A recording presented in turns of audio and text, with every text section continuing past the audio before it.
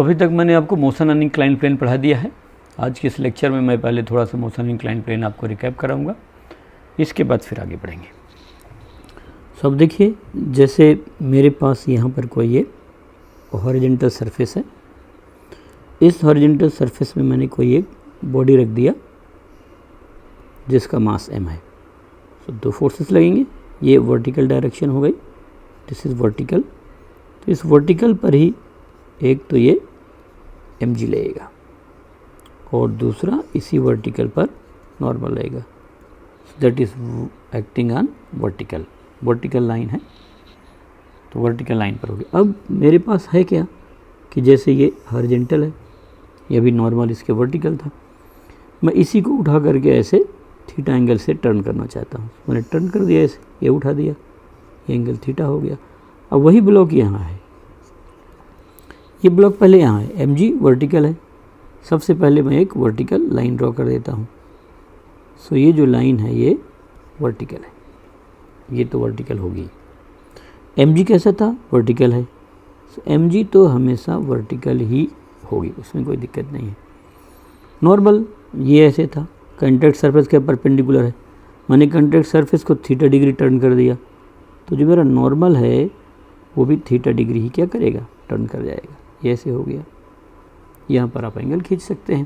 सो ये angle theta है तो ये वाला एंगल भी कितना होगा? थीटा होगा। क्यों? नॉर्मल ये वाला कॉन्टैक्ट सरफेस था, इस सरफेस को मैंने ऊपर ऐसे घुमा दिया, थीटा एंगल पर टर्न कर दिया, अब ये ऐसे हो गया, यहाँ से ऐसे ले गए तो ये वाला ऐसे इस एंगल थीटा पर आ गया। तो जो नॉर्मल वर्टिकल था मैंने इसको थीटा डिग्री घुमाया, तो मेरा जो नॉर्मल है वो वर्टिकल कितना डिग्री घूम गया? थीटा डिग्री घूम गया। आप ऐसे भी समझा सकते हैं। अब कंपोनेंट यदि मैं लेना हो तो कंपोनेंट मेरी फ्रीडम है कि मैं किधर की तरफ लूँगा। मैं हॉरिजॉन्टल एंड वर्टिकल भी कंपोनेंट ले सकता हूँ, मैं along the inclined and perpendicular inclined भी ले सकता हूँ। तो मुझे किधर की तरफ कंपोनेंट लेना है ये सदैव मेरी फ्रीडम होगी। जैसे मैं हॉरिजॉन्टल वर्टिकल लेना चाहूँ तो मैं हॉरिजॉन्टल वर्टिकल कंपोनेंट ले सकता हूँ। तो जैसे मान लिया मैंने यहाँ पर एक डायग्राम बना लिया, ये हॉरिजॉन्टल लाइन हो गई और ये वर्टिकल लाइन हो गई, इधर की तरफ ये mg है वर्टिकल और ये नॉर्मल है, ऐसे बना लिया ये n। अब मान लो मेरे को कंपोनेंट इस डायरेक्शन में चाहिए, तो ये वाला कंपोनेंट कौन सा होगा? n cos थीटा, और इधर वाला कौन सा होगा? n sin theta. सो ये जिसके साथ लाइन बनती है cos होगा, तो ये हो गया n cos थीटा। और ये वाला कंपोनेंट जो जहाँ वेक्टर है उसके एक साइड एक कंपोनेंट और दूसरी साइड दूसरा कंपोनेंट होगा हमेशा, तो n sin थीटा हो गया। तो ये मैंने कंपोनेंट्स कैसे लिया? Horizontal and vertical. mg जो है ऑलरेडी वर्टिकल है, इसलिए उसके कंपोनेंट लेने की अपने को ज़रूरत नहीं है। तो ये तो एक तरीका हुआ कि मैं कंपोनेंट हॉरिजॉन्टल वर्टिकल लेना चाहता हूँ, अभी हमने लिया नहीं, आगे नीड पड़ेगी। कब किधर कंपोनेंट लेना है ये डिसाइड करना बहुत कठिन नहीं होता है, ड्यू टाइम में हम आगे सीखेंगे। दूसरा ये है कि मैं इंक्लाइंड प्लेन और उसके नॉर्मल ले लूँ, तो ये मेरा इंक्लाइंड प्लेन हो गया और ये उसका नॉर्मल कंपोनेंट हो गया, और इधर की तरफ तो मेरा mg जा रहा है, ये यहाँ है mg, ये वर्टिकल है। सो अब मेरे को इधर कंपोनेंट लेना, और एंगल कितना है? थीटा, और ये जो नॉर्मल है ये तो इस प्लेन पर ही है, ये इस प्लेन के परपेंडिकुलर है, this is along the incline and this is perpendicular to incline, तो नॉर्मल तो इंक्लाइन प्लेन के परपेंडिकुलर होगा, और ये जो लाइन है इससे एंगल कितना बना? थीटा, ये बना लिया। अब मुझे इसे कंपोनेंट लिखना है, तो चूँकि एंगल ये थीटा बना रहा है इसलिए ये कौन सा हो जाएगा? mg cos theta. ये सब मैंने आपको समझा दिया है, आप पीछे देख सकते हैं। और mg के एक तरफ एक कंपोनेंट और दूसरी तरफ दोनों, ये जो वेक्टर है वो दोनों कंपोनेंट के बीच में होगा, दोनों रेक्टेंगुलर कंपोनेंट के बीच में होगा, तो mg का एक इधर कर दिया mg cos थीटा। सो इधर कौन सा होगा? mg sin थीटा, ये हो गया। सो ये जो मैंने कंपोनेंट लिए हैं these are along the incline and perpendicular to line, और यहाँ मैंने क्या लिया? ये हॉरिजॉन्टल लाइन है और ये वर्टिकल लाइन है, तो ये component vertical and horizontal component है। क्योंकि यहाँ पर mg ऑलरेडी वर्टिकल था तो इससे कंपोनेंट नहीं लिया, यहाँ नॉर्मल ऑलरेडी वर्टिकल है तो मेरे को उसे कंपोनेंट लेने की ज़रूरत पड़ी नहीं, क्योंकि ये यदि वो इस लाइन पर है तो उसके 90 डिग्री पर तो उसका कोई कंपोनेंट हो नहीं सकता है वेक्टर का। यदि कोई वेक्टर x में है तो उसका x कंपोनेंट तो होगा, y और z कंपोनेंट 0 होगा। यदि कोई वेक्टर y में है तो उसका y कंपोनेंट तो वही होगा जो वेक्टर है, और x कंपोनेंट और z कंपोनेंट 0 हो जाएगा। सो जिस लाइन पर जो वेक्टर है उस लाइन पर ही उसका कंपोनेंट होगा, उसके 90 डिग्री पर उसका कोई कंपोनेंट नहीं होगा। जैसे नॉर्मल इस लाइन पर है तो इसके 90 डिग्री पर ये वाई जो लाइन है, इस लाइन पर नॉर्मल कंपोनेंट नहीं हो सकता है। mg हमारा वर्टिकल लाइन पर है, सो mg का तो वर्टिकल होगा, लेकिन हॉरिजॉन्टल लाइन पर mg का नहीं हो सकता। ये जो नॉर्मल है ना तो ये वर्टिकल है और ना ही हॉरिजॉन्टल है, दोनों के बीच में है, इसलिए उसका एक कंपोनेंट हॉरिजॉन्टल होगा और एक कंपोनेंट वर्टिकल होगा। सो हमने सेम फोर्सेस के कंपोनेंट मैंने आपको यहाँ बता दिया है कैसे लेंगे। mg का लेना चाहे तो अलोंग द इंक्लाइन प्लेन कैसा है mg sin थीटा, और परपेंडिकुलर टू इंक्लाइन प्लेन कैसा है mg cos theta. Component mg along the incline plane, ये मैं आपको लिख देता हूँ, है ना, कभी भी इंक्लाइन प्लेन हो। सो कंपोनेंट्स, क्योंकि अभी इसी का काम पड़ेगा बार बार, सो अपने को ध्यान रखना है। कंपोनेंट्स ऑफ mg, ये है फर्स्ट अलोंग द इंक्लाइन, जो मेरा इंक्लाइन है या इंक्लाइंड प्लेन है, अलोंग द इंक्लाइन। तो इंक्लाइंड प्लेन की तरफ जो कंपोनेंट होगा वो कौन सा होगा, mg sin थीटा। और दूसरा perpendicular to incline, perpendicular to inclined plane, incline लिख देता हूँ उसको तो सीधे परपेंडिकुलर टू इंक्लाइन, और ये किसकी इक्वल होगा, mg cos थीटा की इक्वल होगा। ये आप ध्यान रख सकते हैं। अब मैंने आपको कुछ क्वेश्चंस उधर करा दिए थे, आज कुछ क्वेश्चन इंक्लाइंड प्लेन में हम और करने की कोशिश करते हैं। सो ये है इधर की तरफ, तो मैंने ये लिख लिया, ये यहाँ पर आ गया है। हम चाहें तो कुछ एंगल लिख सकते हैं और हम चाहें तो वेरिएबल के फॉर्म में लगा सकते हैं, तो मैं अभी वेरिएबल लगा देता हूँ। ये एंगल थीटा ले लिया और एक ब्लॉक ये ले लिया, इसका मास m1, और एक ब्लॉक ये ले लिया मास m2। कहीं फ्रिक्शन है नहीं, अभी हमने फ्रिक्शन पढ़ा नहीं है, इसलिए फ्रिक्शन की बात करने का कोई मतलब नहीं है। सो स्मूथ इंक्लाइन प्लेन है, मैं लिख देता हूँ कि ये स्मूथ है। वैसे तो जब तक फ्रिक्शन नहीं पढ़ रहे हैं तब तक हमारा सरफेस स्मूथ ही है, और ये ग्राउंड है, और वो थीटा डिग्री पर वहाँ से क्या है, इंक्लाइंड है, तो ऐसे ले सकते हैं। सो मुझे को क्या करना है, इस क्वेश्चन में एक्सेलेरेशन निकालना है और दोनों के बीच में कांटेक्ट फोर्स निकालना है। सो यहाँ पर मैं लिखूँगा find acceleration, find acceleration of blocks and normal force between them. Contact force भी लिख सकते थे, and normal force between them. So हम इसे एक साथ भी लगा सकते हैं, पूरे को एक सिस्टम मान लें और सिस्टम मान के हम इसको सॉल्व कर सकते हैं। तो जैसे हम इसको छोड़ेंगे तो पूरा का पूरा सिस्टम कहाँ एक्सेलेरेट होगा, नीचे की तरफ एक्सेलेरेट होगा। और ये मैंने आपको पहले बता रखा है कि इसका एक्सेलेरेशन किसके इक्वल होगा, g sin थीटा के इक्वल होगा। कोई भी ब्लॉक यदि केवल ग्रेविटी की वजह से स्लाइड कर रहा है तो उसका डाउन द प्लेन जो एक्सेलेरेशन होगा वो g sin थीटा ही होगा। सो ये मान लो मेरे पास mg है। सो मैंने आपको भी बताया था कि mg के मैं दो कंपोनेंट कर सकता हूँ। इधर की तरफ कौन सा हुआ, mg sin थीटा, अभी सिखाया मैंने आपको, और mg cos थीटा, तो mg का कंपोनेंट हो गया, और एक कौन सा होगा, नॉर्मल होगा। जो एक्सेलरेशन है वो तो डाउन द प्लेन है, इधर की तरफ एक्सेलरेशन है। तो एक्सेलरेशन इस डायरेक्शन में तो है नहीं, तो उधर की तरफ तो हमें कुछ करने की ज़रूरत ही नहीं। तो जो सरफेस ने नॉर्मल लगाया हो तो n हो गया। इधर की तरफ जिधर एक्सेलरेशन उधर की तरफ फोर्स कौन सा है, mg sin थीटा। सो जो एक्सेलरेशन होगा वो किसके इक्वल होगा, फोर्स डिवाइड बाई मास के। इस डायरेक्शन में एक्सेलरेशन है तो इधर लगने वाला फोर्स कौन सा है, केवल mg sin थीटा। फोर्स और एक्सेलरेशन हमेशा सेम डायरेक्शन में होंगे, mg sin theta divide by m, तो कैंसिल हो जाएगा। सो एक ही वैल्यू किसकी इक्वल हो जाएगी, g sin थीटा के। सो दोनों ब्लॉक एक साथ एक ही एक्सेलरेशन से चलेंगे। यहाँ पर एक्सेलरेशन ना तो m1 के मास पर डिपेंड कर रहा है और ना ही m2 के मास पर डिपेंड कर रहा है, सो दोनों का एक्सेलरेशन क्या होगा, सेम होगा। So a equal to g sin theta. तो आप एक ब्लॉक से भी इसको बता सकते हैं भाई, इसका भी इसमें इधर की तरफ फोर्स कितना लग रहा है, m1g sin थीटा, इसमें नीचे की ओर कितना लग रहा है, m2g sin थीटा, ग्रेविटी की वजह से इनके बीच में नॉर्मल लग रहा है हमने।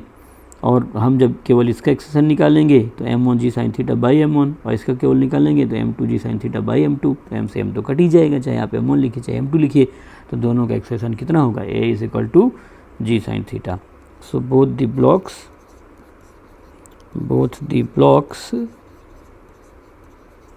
will have same acceleration. Both the blocks will have same acceleration. दोनों ब्लॉक का एक्सेलरेशन क्या होगा, सेम होगा. सो ऐसे हम निकाल सकते हैं. अब एक बार एक्सेलरेशन आ गया तो इनके बीच का नॉर्मल फोर्स हम निकाल सकते हैं. सो एकदम इजी है, कोई बहुत कठिन नहीं है. आप ये बेसिक बात सीख करके लगा सकते हैं. लगाइए, कॉपी में समझिए. अभी आप क्लास 11th में, जल्दीबाजी करने की अपने को जरूरत नहीं है. अपने को बेसिक फंडामेंटल बातें सीखना है. सो हम इस तरीके से बता सकते हैं. मैं आपको नॉर्मल निकालना सिखाऊंगा. सो नॉर्मल के लिए आप कोई भी ब्लॉक ले लीजिए. सपोज मैंने यहाँ पर ये बना लिया और एंगल कितना है, थीटा, और इधर की तरफ मैंने क्या मान लिया है, m1. सो ये पीछे से चूँकि m2 इसको पुश कर रहा होगा तो ये मान लो n1 इस पर नॉर्मल लग गया. और इधर की तरफ कौन सा फोर्स लग रहा है, m1g sin थीटा. आप बनाना चाहें तो ये बना सकते हैं. यहाँ पर आप चाहें तो इसको ज़रूर बना सकते हैं. सो यहाँ मैंने बना लिया तो कितना हो गया, m1g cos थीटा. और सरफेस का नॉर्मल आप ऐसे बना सकते हैं. बट इधर की तरफ तो कोई एक्सेलेरेशन है नहीं. इस ब्लॉक का एक्सेलेरेशन तो डाउन द प्लेन है ए. सो जिधर एक्सेलेरेशन है उधर ही वाले टोटल फोर्स लेंगे. सो यदि मैं इस पूरे सिस्टम को एक पॉइंट से रिप्रेजेंट कर दूँ इंक्लाइंड प्लेन की तरफ, ये इंक्लाइंड प्लेन है. सो इसमें हो क्या रहा है कि एक फोर्स देखिए इधर की तरफ लग रहा है जिधर एक्सेलेरेशन है, ये m1g sin थीटा, और इधर ही की तरफ एक नॉर्मल भी लग रहा है. तो इधर की तरफ नॉर्मल भी लग रहा है तो नॉर्मल n1 लग रहा है. और इसी डायरेक्शन में क्या लग रहा है, m1g sin थीटा लग रहा है. और हमारा जो एक्सेलेरेशन है वो इसी डायरेक्शन में है. बाकी ऊपर वालों को छोड़ दिया. So total force is equal to क्या होता है, मास टाइम्स एक्सेलेरेशन. सो आप यहाँ पर क्या लिखेंगे, m1g sin theta plus n1 is equal to mass times acceleration. तो m इंटू ए आ जाएगा यहाँ पर. ठीक है. सो m1g sin theta plus n1, और आप देखिए ए मैंने उधर बताया था कितना, g sin थीटा, तो g sin थीटा लिख दिया. तो m1g sin theta, m1g sin theta cancel हो गया. सो n1 इज इक्वल टू 0. सो दोनों के बीच में कोई नॉर्मल फोर्स नहीं लगेगा. वो तो हम बिना कैलकुलेट के भी बता सकते थे. बिना कैलकुलेशन कैसे बता सकते थे कि भाई ये वाले ब्लॉक का भी एक्सेलेरेशन कितना है, g sin थीटा, और इसका भी एक्सेलेरेशन कितना है, g sin थीटा. दोनों जब ड्रिफ्ट से चलेंगे तो दोनों का एक्सेलेरेशन सेम है, दोनों सेम वेलोसिटी ऑब्टेन करेंगे. जब दोनों की वेलोसिटी सेम है तो दोनों एक दूसरे को पुल और पुश नहीं कर सकते हैं. इसलिए दोनों के बीच में नॉर्मल फोर्स की वैल्यू क्या होगी, 0 होगी. बट हमने पहले अपनी कोई लॉजिक नहीं लगाया, हमने सिंपली इसको सॉल्व करके देख लिया है ना. तो दोनों सेम एक्सेलेरेशन से चल रहे हैं. यदि इसका एक्सेलेरेशन सेम है और दोनों का एक्सेलेरेशन ग्रेविटी की वजह से है, इसका मतलब ये दोनों एक दूसरे पर कोई फोर्स नहीं लगा रहे हैं. यदि फोर्स लगता तो इस वाले का एक्सेलेरेशन ज़्यादा होता और इस वाले का एक्सेलेरेशन क्या होता, कम होता. जब हम फ्रिक्शन पढ़ेंगे तो वहाँ पर आगे चल करके देखेंगे. सो हम इस तरीके से यहाँ पर आराम से बता पा रहे हैं, देखिए, है ना. सो ये पर मैंने आपको बता दिया. अब हम चाहें तो n1 की जगह पर n2 वाला डायग्राम भी बना करके कर सकते थे. आप ये सब डायग्राम बना करके सॉल्व कीजिए. इम्पॉर्टेंट ये है कि हमें पहले चीज़ें सॉल्व करने आए, तब हम आगे कुछ कर सकते हैं. ये m2 है. सो इधर की तरफ कितना हो गया, m2g sin थीटा, और ये इधर से ये इधर n1 लगा था तो ये इस पर इधर की तरफ से n लगा देगा तो ये n1 हो गया. और इसका एक्सेलेरेशन इस डायरेक्शन में है ही, है ना. सो ये कितना हो जाएगा, mg नीचे है और n1 उधर है. सो मैं इसको कितना लिखूँगा, m2g sin theta minus n1 is equal to m2 into A. So यहाँ हो जाएगा m2g sin theta minus n1 is equal to m2, और a इज इक्वल टू कितना हो जाएगा, g sin थीटा. सो कैंसिल हो गया. सो n1 की वैल्यू आ जाएगी 0. तो इस तरीके से नॉर्मल फोर्स क्या आ गया, 0 आ गया. सो किसी ब्लॉक से बता सकते थे, डायरेक्ट बता सकते थे कि यहाँ पर नॉर्मल फोर्स उनके बीच में नहीं लग रहा होगा. क्यों, क्योंकि दोनों का एक्सेलेरेशन सेम है और दोनों का एक्सेलेरेशन केवल और केवल ग्रेविटी की वजह से है. सो ग्रेविटी दोनों को सेम एक्सेलेरेशन प्रोवाइड कर रही है. सो मैंने आपको ये 2 ब्लॉक्स कांटेक्ट में रख करके बता दिया. अब आप 2 रख दें, 3 रख दें, 4 रख दें, उससे कोई फ़र्क नहीं पड़ता है. जैसे जैसे आप थीटा बढ़ाते चले जाएंगे इसका एक्सेलेरेशन बढ़ता हुआ चला जाएगा. यदि आप इसको वर्टिकल कर देते हैं तो एक्सेलेरेशन सभी का जी के इक्वल हो जाएगा. तो इस तरीके से हम बता सकते हैं. ये नॉर्मल पूछे कि इंक्लाइंड प्लेन कितना लगा रहा है तो इंक्लाइंड प्लेन कितना नॉर्मल लगाएगा, क्योंकि ऊपर नीचे कोई मोशन नहीं हो रही, तो इंक्लाइंड प्लेन का जो नॉर्मल होगा वो mg cos थीटा के इक्वल होगा, है ना। सो ये मैंने आपसे क्या पूछा था, find acceleration of blocks and normal force between them. मैंने ये नहीं पूछा कि इंक्लाइन कितना लगाएगा, यदि इंक्लाइन का निकालना हो तो इस पर लगेगा कितना m1g cos थीटा और इस पर लगेगा m2g cos थीटा, दोनों का मास अलग अलग है, इसलिए इंक्लाइंड प्लेन क्या करेगा, दोनों पर अलग अलग फोर्स ही अप्लाई करेगा। सो मैंने आपको इंक्लाइंड प्लेन वाले क्वेश्चन जो है करा दिए। अब आगे जो है एक छोटा सा क्वेश्चन मैं रिकैप के लिए कराऊंगा, जो मैंने आपको पहले करा दिया था, इसके बाद फिर हम अगला एक दूसरा क्वेश्चन देखेंगे। सो मैं क्या करना चाहता हूँ कि यहाँ पर एक इंक्लाइंड प्लेन बना लिया मैंने, ये मेरा इंक्लाइंड प्लेन हो गया। इस इंक्लाइंड प्लेन में सपोर्ट बांध करके मैंने एक पुली लगा दिया है।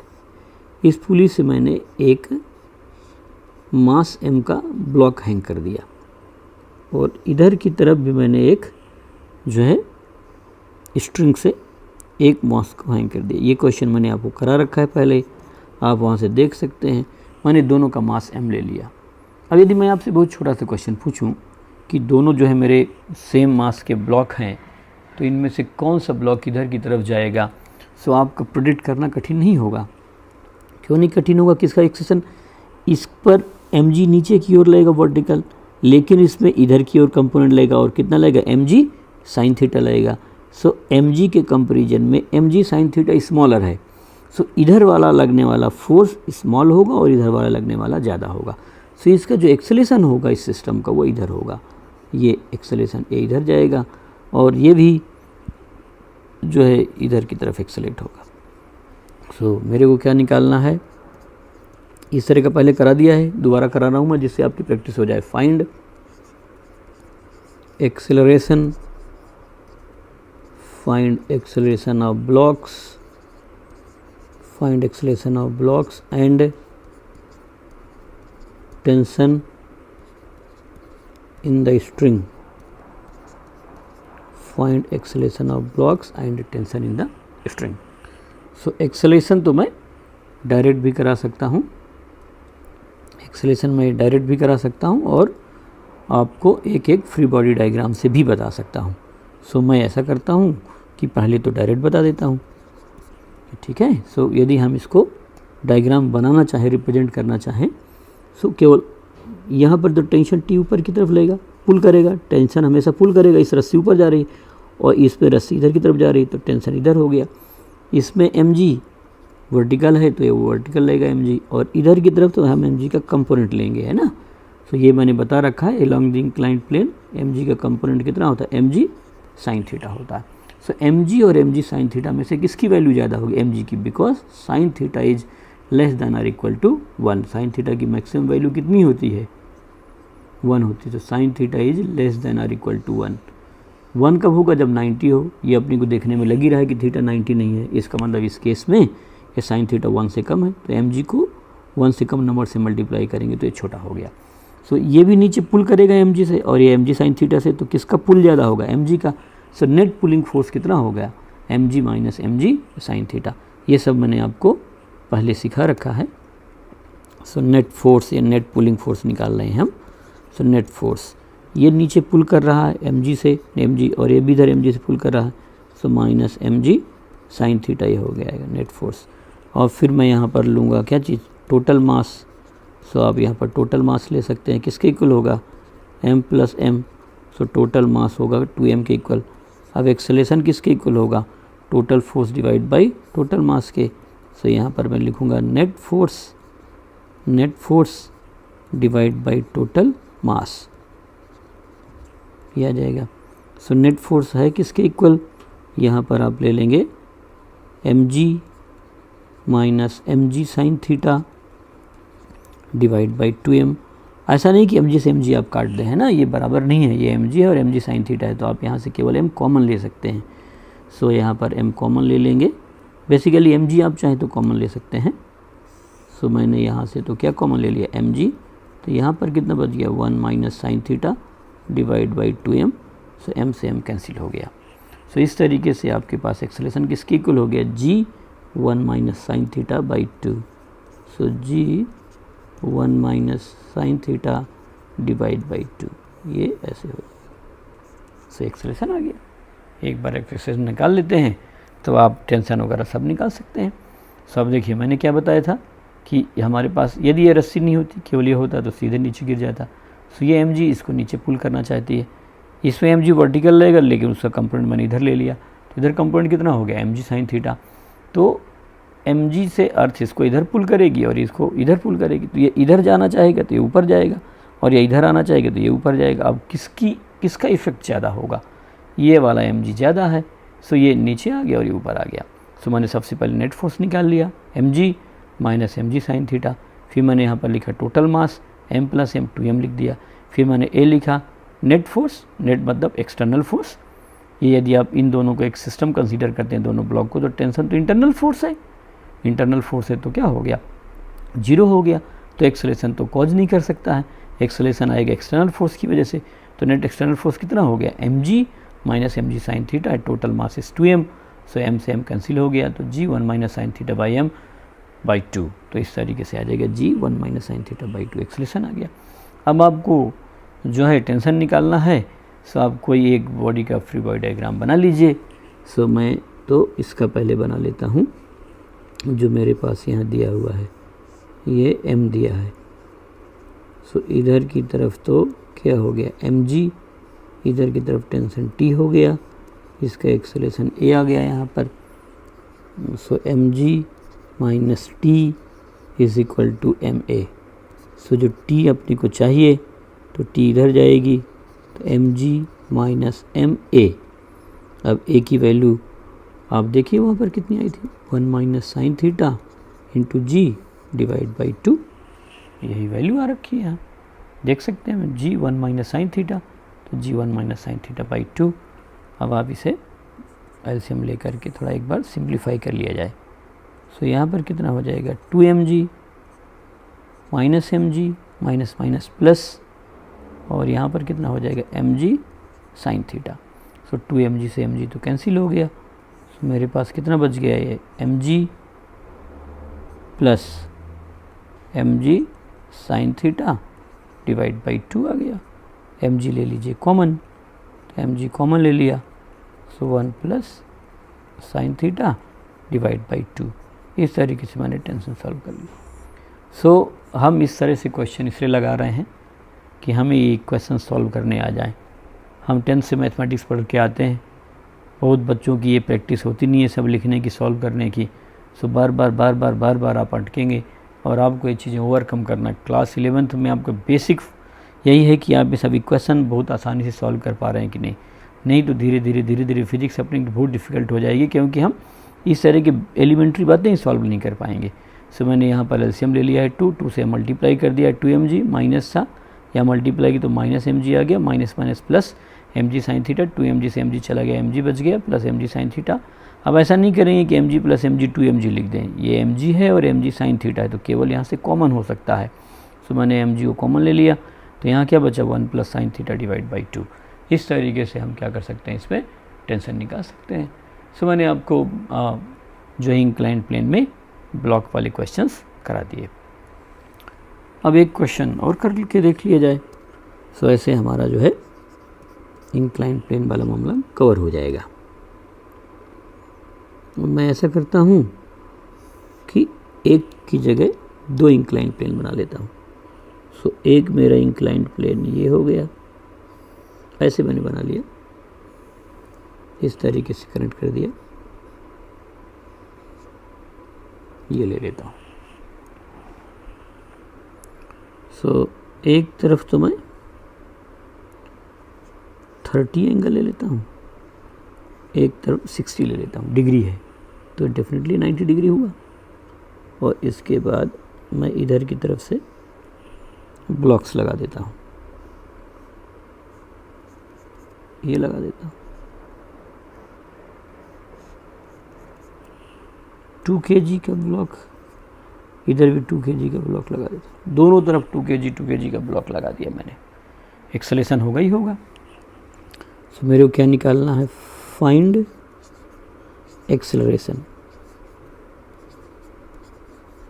Acceleration of blocks and tension in the string. Find acceleration of blocks and tension in the string. अब आप ज़रा एक बार एफ बना के देखिए। आप जब इसकी एफ बनाएंगे यहाँ पर, तो अब देखिए ये मोशन तो इंक्लाइंड प्लेन की तरफ ही होगा, तो ये किसके इक्वल हो जाएगा, mg sine theta 2g sign 30। और यदि आप इधर की तरफ लेंगे सो ये भी किसके इक्वल हो जाएगा, 2g साइन 60 की इक्वल हो जाएगा। सो साइन 60 की वैल्यू ज़्यादा है, साइन 30 की वैल्यू कम है। मैं यहाँ लिख देता हूँ sine 30 is 1/2 and sine 60 is √3/2। ये सब मैंने आपको बेसिक मैथ्स में रिवाइज कराया है, बट ये आपको पता होना चाहिए। सो क्या ये इधर कितने फोर्स से खींचेगा इसको, 2g साइन 30 से। इधर ग्रेविटी किसी फोर्स से खींचेगी 2g साइन 60। चूँकि ये वाला फोर्स बड़ा है इसलिए सिस्टम जो है इधर की तरफ एक्सेलेरेट होगा। सो ऐसे एक्सेलरेशन होगा। सो total force divide by total mass. So net force आप डायरेक्टली निकाल सकते हैं। ये इधर जाना चाहेगा, किस फोर्स से जाना चाहेगा, 2g साइन 60 से। ये भी नीचे जाना चाहेगा तो अपोज कर रहा है तो माइनस कर दिया, तो 2g साइन 30 आ गया। अब आप वैल्यू g की मैं 10 लेते चला रहा हूँ, 10 ले लिया, ये √3/2 हो गया, -2 इंटू 10 इंटू कितना हो जाएगा 1/2, कैंसिल हो गया। सो यहाँ पर 10 √3 -10 हो गया। सो इट इज़ 10 √3 -10 न्यूटन, ये फोर्स हो गया। इसके बाद टोटल मास लिखेंगे आप। सो टोटल मास हो जाएगा कितना, 2 + 2 = 4 kg, ये मास हो गया। अब आप एक्सेलरेशन आराम से बता सकते हैं। Acceleration is equal to net force जो है, net force divide by total mass.